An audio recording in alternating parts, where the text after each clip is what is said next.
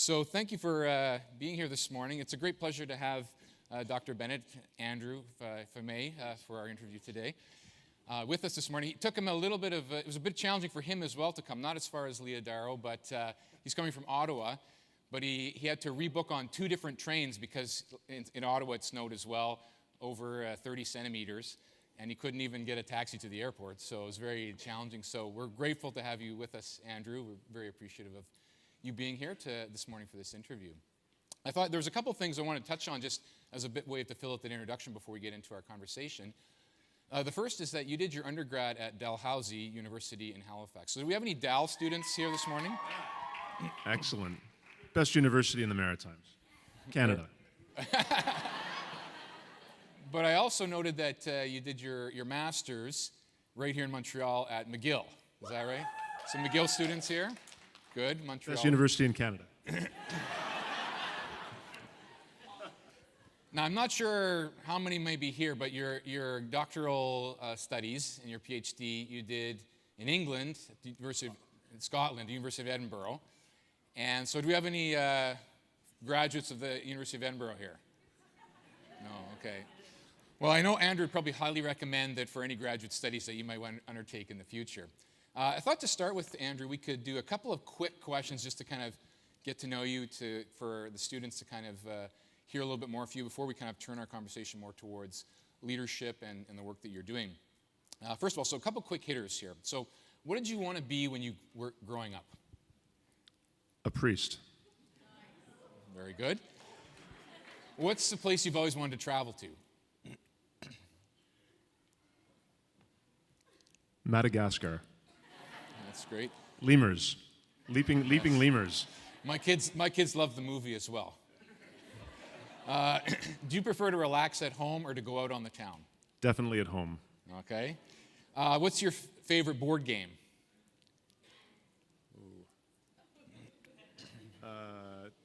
Risk. Okay. He works in foreign affairs. That makes a lot of sense, doesn't it? Okay, this is, there's been a few different references over the conference, but what's your favorite fast food?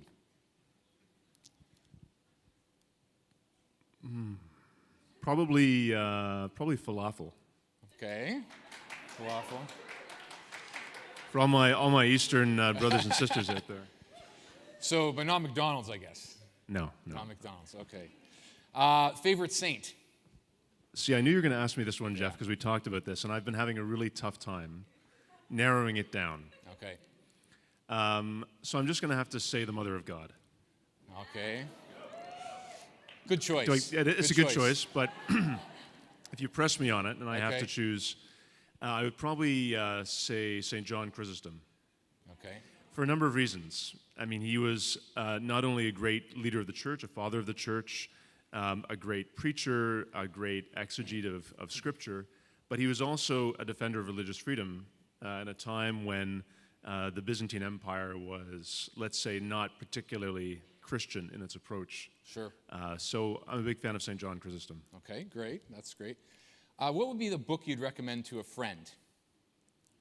Favorite book? Fiction or nonfiction? Let's do both. So fiction, I would say Death Comes for the Archbishop by Willa Cather. Do we have any archbishops here? Okay. It's a great book. It's all about the missionaries in the territory of New Mexico in the early 19th century. Then nonfiction, there's a lot of them, but I would say the book that I'm currently reading, which I think is essential, absolutely essential for the new evangelization. It's called What We Can't Not Know by Jay Budziszewski. So Jay Budziszewski, he's a professor of philosophy at the University of Texas at Austin. He was a nihilist, left his Catholic faith, became a nihilist. I don't know if can you become a nihilist, or you just sort of default to that? Anyhow, he then was restored to his faith, and he's a philosopher, and he's written this book, What We Can't Not Know, where he reclaims natural law. And so for all of you, I would highly encourage you to pick that up. It's a great book for apologetics. And great. Yeah. If this were the Oprah Winfrey show, I'd ask you to look under your chair right now. And you'd each have a copy to take home, but unfortunately it's not. You'll have to go online and order it. So Great recommendations. Last question, quick hitter. Ottawa Senators or Montreal Canadiens? Sens. All right. Good question. So let's turn, I guess, our questions to a little bit more kind of formal topic or serious topic. I mean, you grew up in the faith, and we're here at a National University Student Conference. You had completed several different degrees. You've had experience in a variety of universities. So how was that time of your studies, university, a key time in your own faith journey? I think, when I started off, went off to Dalhousie for my undergrad, I was really blessed because I came from a very strong Catholic family. I was an altar boy, through growing up. We had a very strong parish life in Toronto.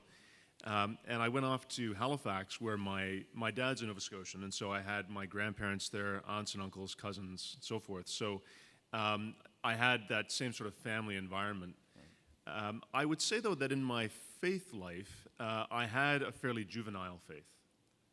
It was based largely on going to Mass on Sundays, on saying my prayers before I went to bed, but again, very sort of juvenile prayers. So it was a somewhat immature faith. At university, I didn't get involved in any Catholic student groups. There was a Newman sort of center of a type on campus at Dalhousie at the time, but I think I thought I was a little too cool for school, and so I didn't get involved in Catholic sort of campus life. When I came to McGill in Montreal, sort of the same type of situation. I would attend Mass. I lived very close to campus, so I would attend Mass either at St. Pat's down the street or at the cathedral just next door here. And that was about the extent of it. I wasn't involved in any sort of campus activity, Catholic activity. But I was very passionate about my faith, and I read a lot and was fairly open about who I was as a Catholic. And if people engaged me on my faith, I would talk about it. Then when I went over to the UK to study at Edinburgh, one of the advantages of doing a PhD is that you have a lot of time in your hands because you've got this 4-year sort of period in front of you where you've got to produce something at the end of it, but there's no real tight timeline. So let's just say the timelines in my first year slipped a lot, but okay. One of the great things was at the campus of the University of Edinburgh, the Dominicans of the English province had the first year of their novitiate there. And so the Dominican priory was right on the campus, and they had responsibility for the Catholic chaplaincy. And so the Catholic Students' Union, as it was called, was this wonderful array of international students and so forth. And so I became very active there. And I found that my faith life, I knew that I needed to do something more. So one of the great advantages of not having coursework was I could go to Vespers each day at the Priory. I could go to daily Mass. And as is often the case, when you start praying a little bit more, our Lord sort of demands a bit more from you. Mm. And so the vocation that I had sort of suppressed for a long time sort of started to come to the fore a little bit more. I began to pray the Divine Office, so usually either Matins or Vespers each day, and became close with a number of the Dominicans there. Mm. So I have a very soft spot for Dominicans. I know you're out there. And then when I came back to Canada, that experience of Edinburgh and sort of maybe moving from that juvenile faith to a much more mature faith where I was making the faith my own, that had a profound impact. And then that was capped by World Youth Day in 2002. Okay. Wow. What I remember mentioning one time when we were speaking about how key Pope John Paul II, St. Pope John Paul II was in that transition for you from a juvenile faith to kind of this making your faith your own, the faith that you were raised in, choosing it for yourself. Maybe talk a little bit about that aspect, about especially John Paul II was strong on talking about how faith and reason really connect together, and being a student who loves the study, who's very reasonable in thinking about their faith. How did faith and reason play in your life in John Paul II?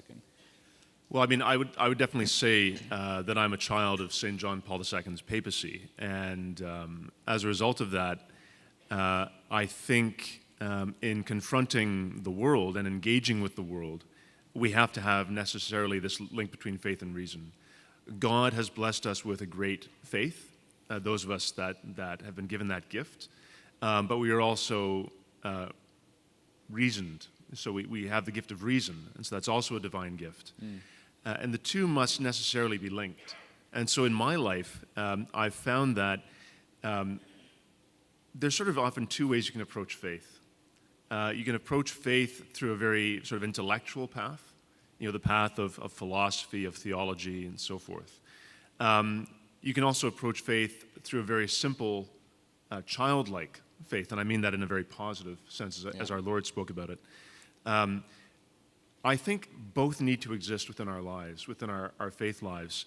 It's wonderful for those of us that have a real interest in theology to read theology and so forth, but sometimes you just have to put that aside. And, as I think it was Evagrius, an early sort of church father, although he's not a canonized saint for various reasons, he said, the one who prays is a theologian, and a theologian is one who truly prays. So faith and reason, in my life, I've been blessed with, I think, many wonderful gifts that God has given me, including a real inquisitiveness and a desire to learn and to acquire wisdom, hopefully. But also, I think there's that necessity to just sometimes say, like St. Thomas Aquinas, it's all straw. And just to try and dwell in Christ's presence and to recognize that all of our words about God, they're wonderful, but they fall so far short of who He is. And sometimes we just have to dwell in that divine presence, and that's, now I'm getting into sort of my Eastern side of things, just to be in that silence and in that place where God dwells, and we need to enter into that. So there always has to be that balance, I think. Sure. Yeah, yesterday the Archbishop spoke about how we have to have a faith that's in our head, in our guts, in our actions, and in our heart, kind of these three areas, so combining these together. Yeah, a lot of the early church fathers, they talk about basically taking your mind, because the mind wanders. When you pray and you're trying to focus on prayer and your mind's thinking, oh yeah, I'm going to rise up next week, or geez, I haven't baked the Christmas cookies yet, and then you realize, well, hold on, I'm supposed to be praying right now. So the early church fathers said that the mind needs to be mastered, and you need to pull the mind down into the heart so that the two are united. Great. And that should be really, I think, a very important goal of our prayer lives, is to try and find that unity within ourselves, Sure. The unity that Christ gives us through His incarnation. So. Good. Well, let's turn a little bit to some of your work and such as Ambassador for Religious Freedom, actually Canada's first Ambassador for Religious Freedom. What does that mean? If the students come out from here, they said, I heard a wonderful interview with Dr. Andrew Bennett. This is what the ambassador is, or what the ambassador does, in a kind of a brief nutshell. What does it mean to be the ambassador of religious freedom? And maybe share a little bit how it kind of connects with you and God's plan for your life. Well, the mandate that I've been given as Ambassador for Religious Freedom is to openly promote religious freedom as a central element of Canada's foreign policy, so to defend religious freedom in the world. And as we know, and we've all seen just by watching the news and by reading the newspaper, the situation in many parts of the world today is very dire for people of all different faith communities, not only Christians. So the goal that I've been given, and the goal that I've sort of set for myself as well, is to try and speak out as boldly as possible and to take actions where we can in various countries to help those that are being persecuted. But the most important element of that, I think, is to recognize the inherent dignity of each human being. The great Second Vatican Council document, Dignitatis Humanae, which is a document on religious freedom, it has its starting point, human dignity. And so as Christians and as Catholics, we know that the human dignity that we bear and that we are called to see in others is as a result of the incarnation. So we are created in that image and likeness of God. And so for me, being ambassador of religious freedom, I'm called to see not only in those being persecuted, but also in their persecutors, that image and likeness. The first is easy, to see in those being persecuted. There is Christ. How do I see that image and likeness in their persecutors? It's very obscured. It's obscured by hatred, by a lot of things, but we're still called to see that. So for me, my faith, my Catholic faith, is central to my work. I am a Christian first, a baptized Christian first, and then that's my primary relationship is to Christ. Then I'm a son, a friend, so on. Then I'm a subdeacon. Then various things. The ambassador is quite low on the list, but all those things that are primary must inform the role of being ambassador. And so I think no matter what we're called to in terms of our own vocation, and vocation is typically multifaceted. So my vocation is to be an ambassador, serve as a diplomat, but also fundamentally is to be a subdeacon, to be a faithful son, to be a faithful friend, to be a follower of Christ. So those things can't be separated.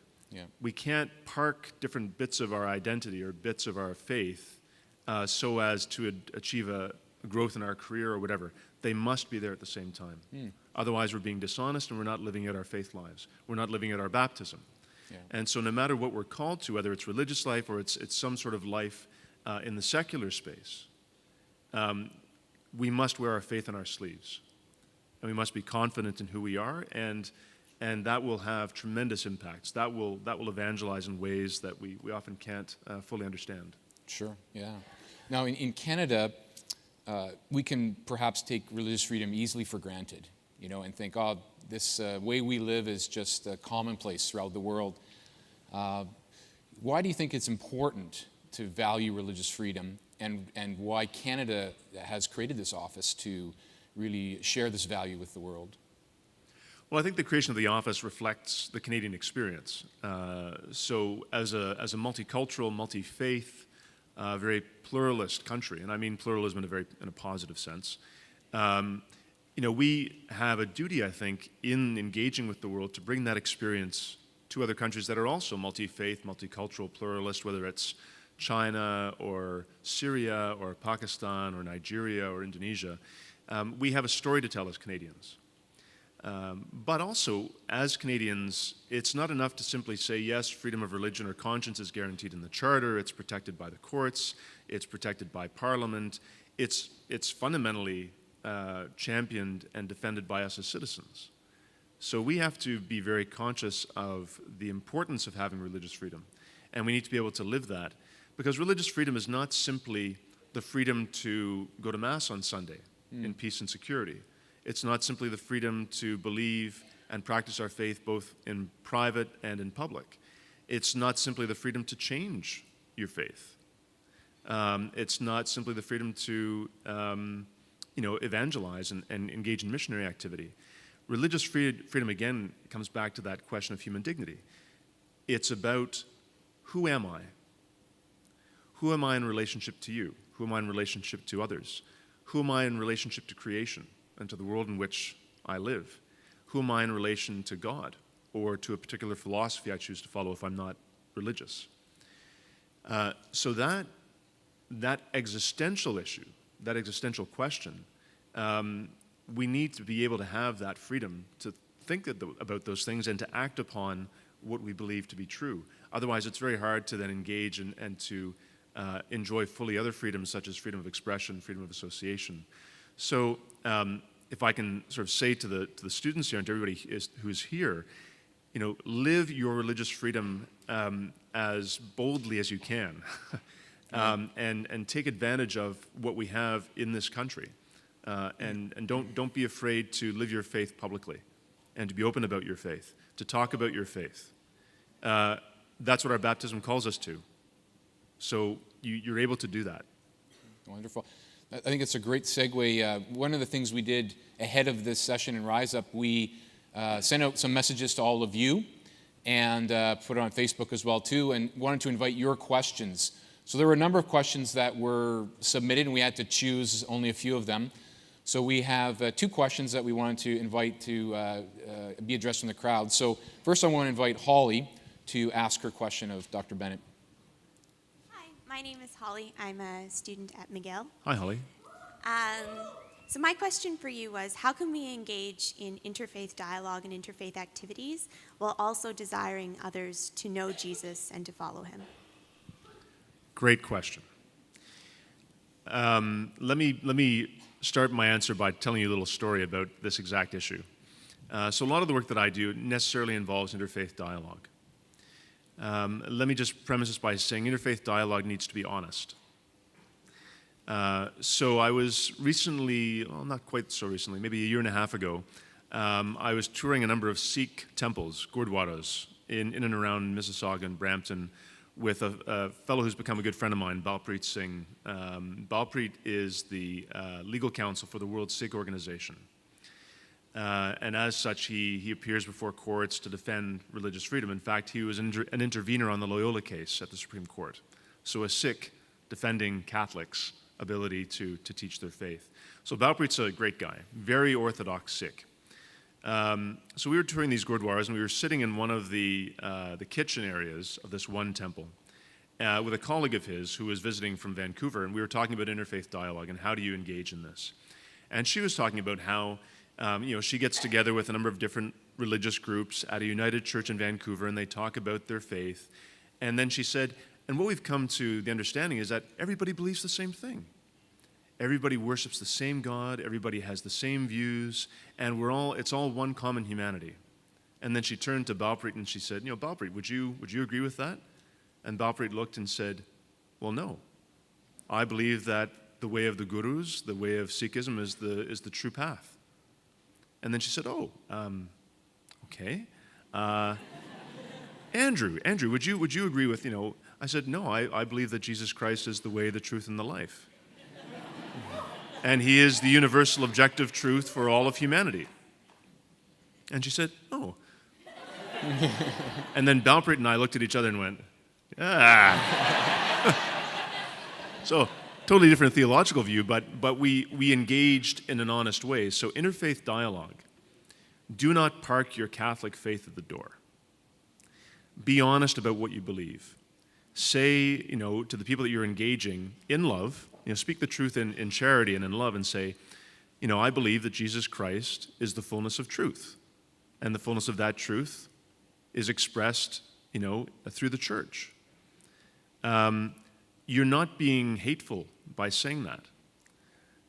If we all engage and we say what we truly believe, then you can find the common ground. And the common ground will actually become much more evident than if we just park our faith and we park our views and not be honest. So we have to be very honest when we engage in interfaith dialogue, because the people that we engage with will trust us and they will see that, okay, this is an honest person. And one thing that I found in engaging with different religious communities, when I first began to meet with different religious communities here in Canada, and by religious communities I mean not religious orders, but different faith communities. And they didn't know me from a hole in the wall. They just knew they had to meet with this new ambassador for religious freedom, academic, so on and so forth. But then when they found in the discussions that we would have that, oh, so you believe in God. You actually are a devout Christian. All the barriers came down. And we were able to have a much deeper conversation, not only about religious freedom, but about faith and about what it means to believe and how that affects our view of the world and how we engage and so forth. So, bottom line, be honest in interfaith dialogue and do it in a way that is loving and open and demonstrate, again, that imago Dei, that image and likeness, and let that shine forth. Thank you. We also had a second question that I'll invite Dale to share. Hello, Andrew. I was wondering, Hey, Dale. Sort of what do you see as the greatest threat to religious freedom in Canada, and what do we face in Canada as our biggest threat to religious freedom? Here's where I provide my usual caveat. So my focus is very much on religious freedom overseas, internationally. Every society is going to have, I don't speak about domestic issues. Every society has its particular challenges. I think in Canada, despite perceptions at times that we might have, I think in Canada we're well served by our institutions. But those institutions are made up of people like us, including fellow Catholics.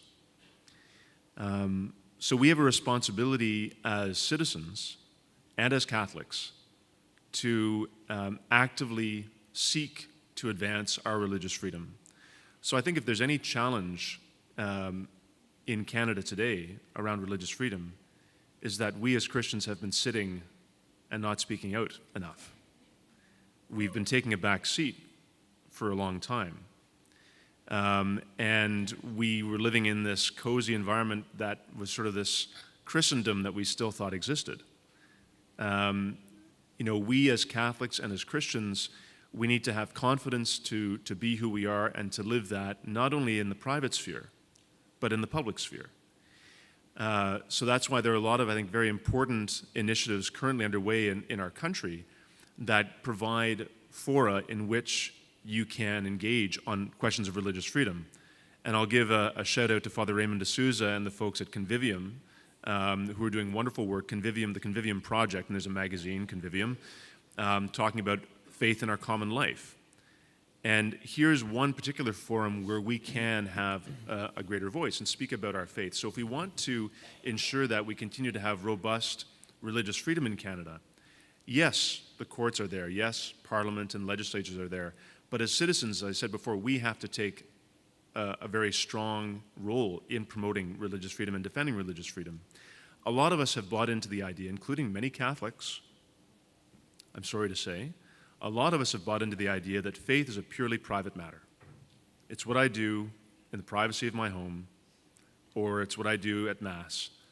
And I'm going to sit at Mass and I'm not going to engage. I'm just going to say the responses and then I'm going to go home and that's it. Well, that is not living out our baptism. It's not being authentic in terms of what Christianity is. Religion, whether it's Christianity or other religions, have always been lived out in the public square, have always been present in public life. And so we have to reject that notion that somehow it's only a private matter. We have to respect people's privacy, absolutely, when it comes to their faith. If they don't want to talk about their faith, they're free to do so. They're free to not talk about it. There are many of us that maybe aren't at this stage comfortable about talking openly about our Catholic faith, and that's okay. But we need to be sure and be aware that we can live openly in the public square and live out our Catholic faith. And that's what CCO does in a wonderful way. And we need to have, as I said, many different fora in which we can express ourselves. So, getting back to your question, the challenge, if there's any particular challenge I see to religious freedom in Canada, it's silence. On our part and on the part of others who really believe about how important this freedom is. And again, our institutions are made up of us. And so as Canadians, we have a responsibility. All our rights come with responsibilities. And with religious freedom, there are certain responsibilities that come with that. And so we need to be able to talk about it. We need to be able to live it out. And then those institutions will be even more robust. The charter will have real teeth. And so that I think is very important. Thank you. This kind of maybe follows off on that, but I think about the students that are here, and I think about how kind of in the present moment they probably experience some challenges in this area as well.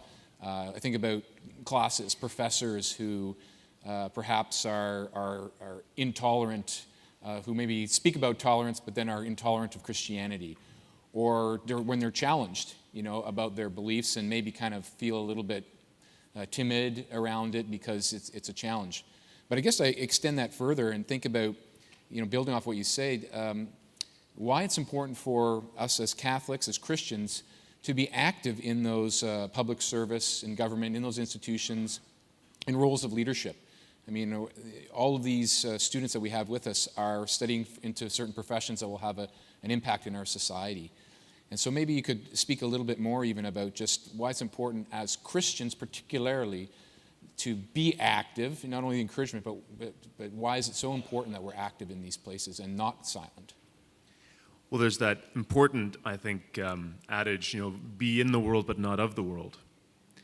And too often we seem to put the emphasis on the second half. Be in the world but not of the world. And so sometimes we want to, ghettoize ourselves because we want to feel safe, because we see out in the world that there's a lot of opposition maybe to what we believe. There's in many countries open persecution, and so we're afraid to talk about who we are.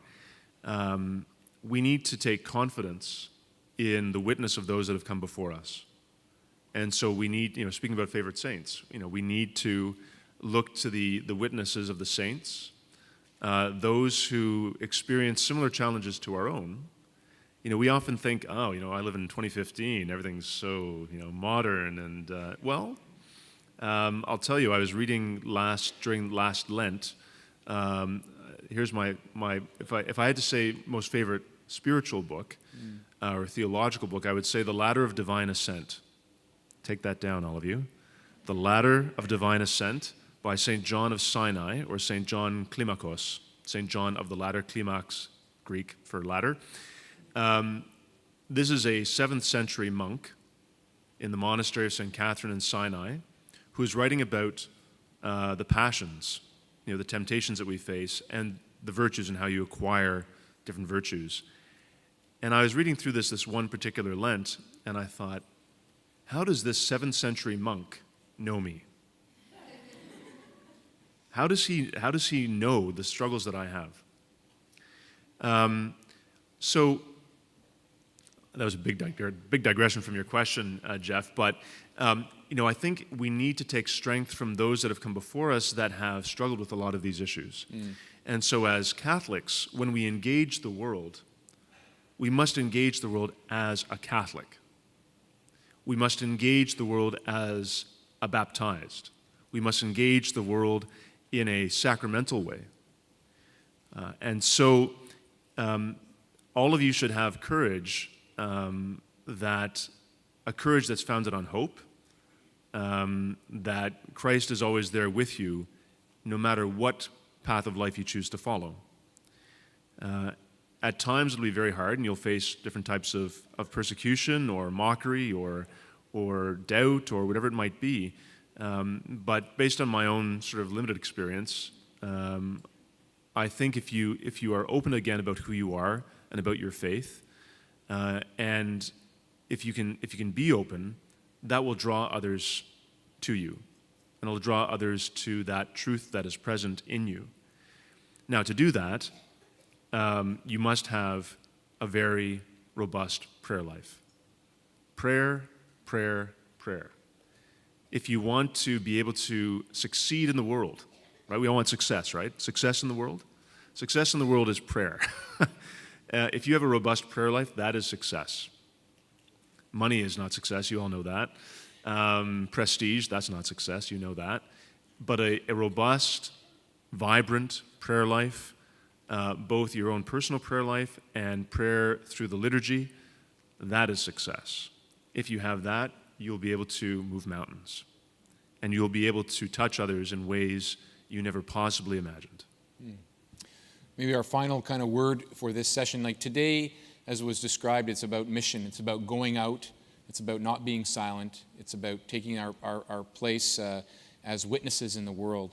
And the whole theme of this conference is made for greatness, the greatness that we have, that God is calling us to.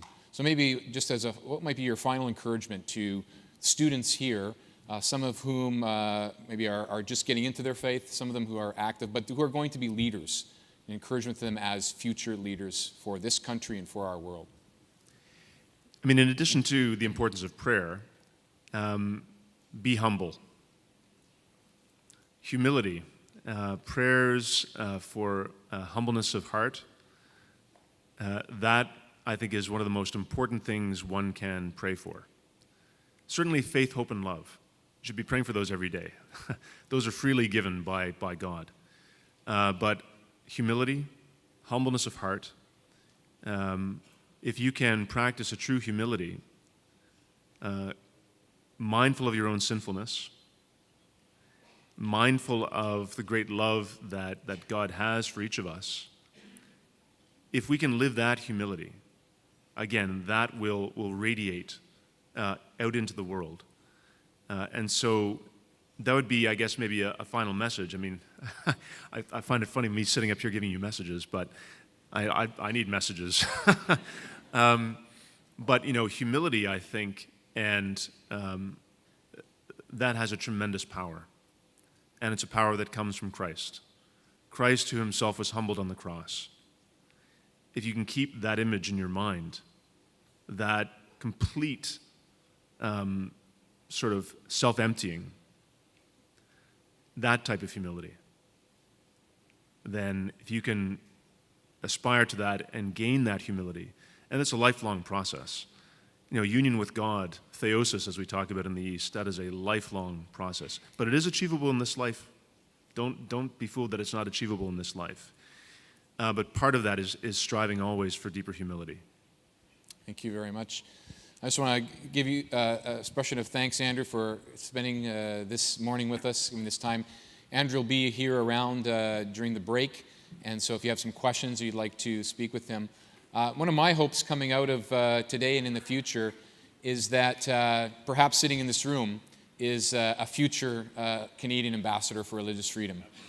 And so just encourage all of you in your studies and your prayers, Andrew did, to continue to prepare yourselves for those leadership roles. And you have much to offer this country and this world. So thank you again, Andrew. Pleasure.